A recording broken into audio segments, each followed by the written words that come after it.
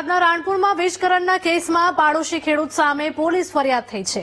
29 ડિસેમ્બરે વાડીમાં લાગેલા કરંટથી બે બાળકીઓને કરંટ લાગ્યો હતો। બે બાળકીઓ બોર વીણવા માટે ગઈ હતી ત્યારે વીજ કરંટ લાગ્યો હતો। વીજ કરંટ લાગતા મોટી બહેન છાયાનું મૃત્યુ થયું, જ્યારે નાની બહેન શીતલને ઈજા થઈ હતી। પડોશી ખેડૂતની બેદરકારીના કારણે બે બહેનોને કરંટ લાગ્યો હતો। પાપડ ચોરી કરીને વીજ વાયરમાં વીજ પ્રવાહ ચાલુ રાખતા વીજ કરંટ લાગ્યો હતો। બાળકીના પિતાએ કરી વાડીના ઇજારાદાર રૂડા સારપરા સામે ફરિયાદ। વીજ વાયર બેદરકારીથી મૂકનાર સામે કડક કાર્યવાહી કરવા માંગ।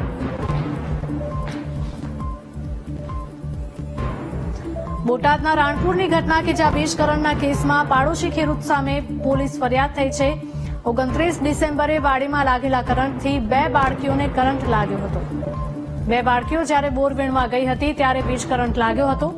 વીજ કરંટ લાગતા એક બહેન છાયાનું મૃત્યુ થયું, જ્યારે બીજી બહેન શીતલને ઈજાઓ પહોંચી હતી।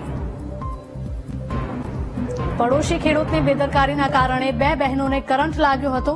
પાવર ચોરી કરીને વીજ વાયરમાં વીજ પ્રવાહ ચાલુ રખાતા વીજ કરંટ લાગ્યો હતો।